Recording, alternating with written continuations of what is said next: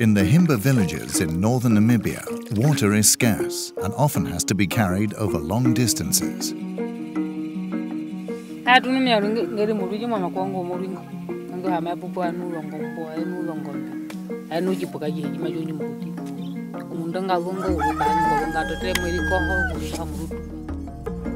other 1.2 billion people around the world, the Himbas have no access to clean, safe drinking water. But thanks to the ACP EU water facility programs, conditions are improving. This is a very sparsely populated area with specific requirements if it comes to water supply and sanitation. People are also semi-nomadic, so it's not always the standard government program which can address these kind of issues. So here we have an opportunity through additional funding or through the water facility to address specific water needs and sanitation needs of minority population in Namibia. The project in Namibia is only one of 272 projects which have been supported by the ACP EU water facility between 2004 and 2012. This is a mechanism established by the European Union to co-finance water, hygiene, sanitation and water governance projects in the Africa, Caribbean and Pacific countries.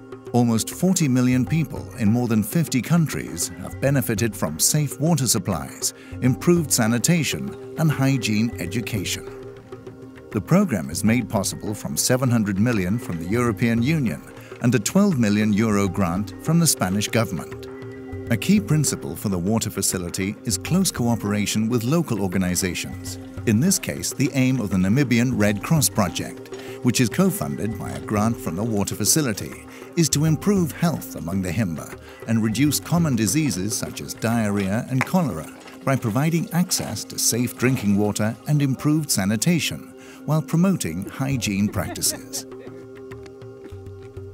All the years, the Himba people learn to live with a little bit of water. So the water that they could have is only to drink and to cook food. So washing is not part of their culture.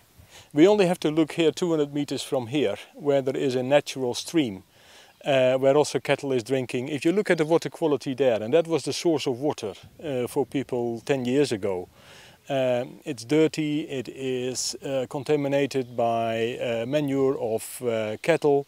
So a water point which is providing safe drinking water is a great asset to the population. So far, 165 water points have been constructed. These simple and easy to maintain water points get their water through pipes from wells, like in this case, a bush pump placed on a concrete slab above an existing well. Each water point is managed by a local water committee. An important component of the project is to give the water committees the capacity to maintain and repair the water points and to handle the financial issues related to the water point.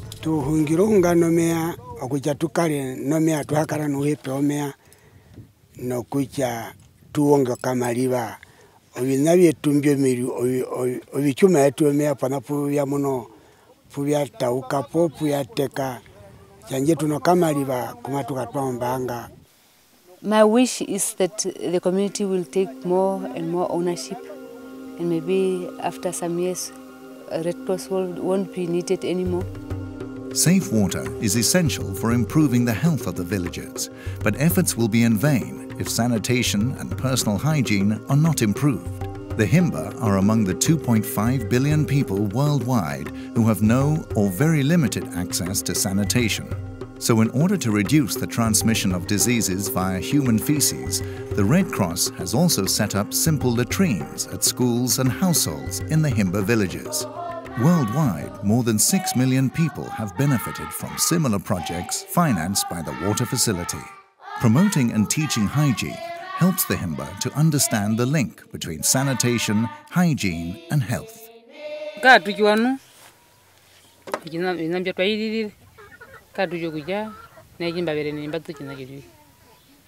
We see that most of the people, especially the children, are starting to wash their hands before they will eat or before they are handling food. Itene tukina mono tuwera chamo wikando kani mokuchaya kana chekuria kakependukire kavere mbito maro mono mba vevere mono mbwina mkuru na tuchakambu vevere.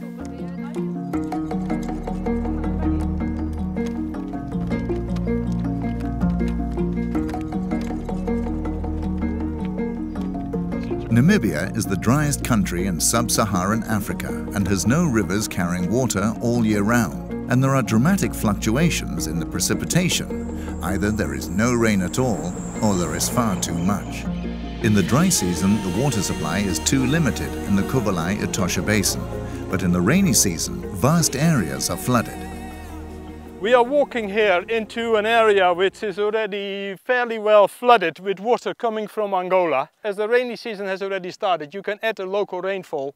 It has to find its way underneath the road in order to continue all the way to Etosha Pen. You can see that this flood situation is surpassing village level. You need to have a good integrated water resource management approach to manage your floods in the rainy season.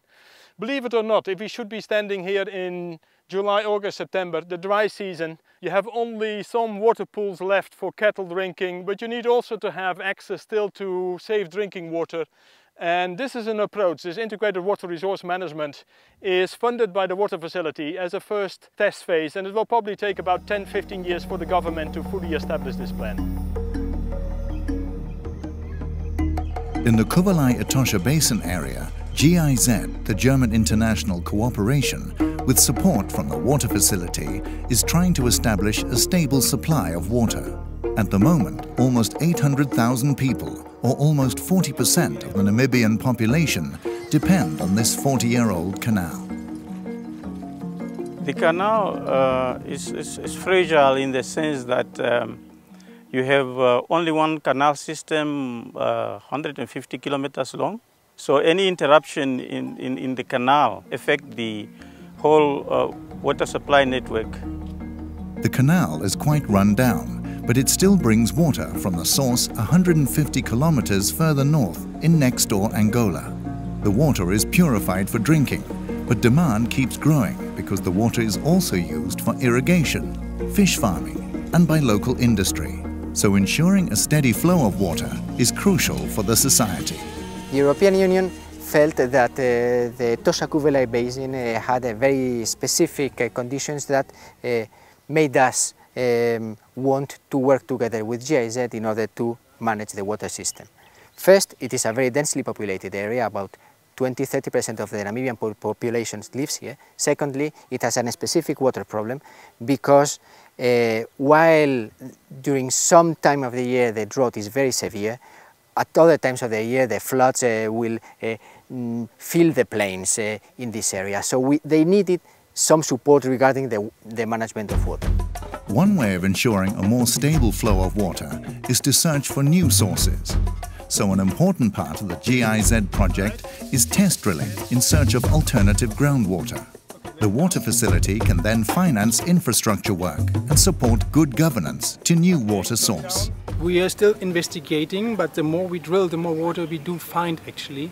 So what we say is, if the canal breaks, the supply will only last for 2 weeks. Here we would have the chance to have a backup supply for emergency cases, to supply all the people in the northern area. But for the future, to have a sustainable and secure supply, you need to mix resources. That means you tap surface water, groundwater, and maybe rainwater harvesting. Water facility is not all about infrastructure. People should be informed and involved. Awareness campaigns and extending the capacity of the Water Point Committee and Basin Management Committees in Kuvalai-Etosha is also important in order to develop local ownership of water resources and involvement in planning. Capacity building is very, very important for the stakeholders because then they will be able to manage water resources in a sustainable and integrated way. So you need to give exposure to the stakeholder to see the asset they have, the resources they have, and the vulnerability of the asset they have in the basin. Local involvement is the key to the success of all of the 272 projects implemented so far, including the 3 projects in Namibia. We consider that every euro we would invest into the Namibian water sector will yield as much as 4 euros to the Namibian economy. We consider that every euro we would invest into the sanitation sector will yield as much as 9 euros into the Namibian economy.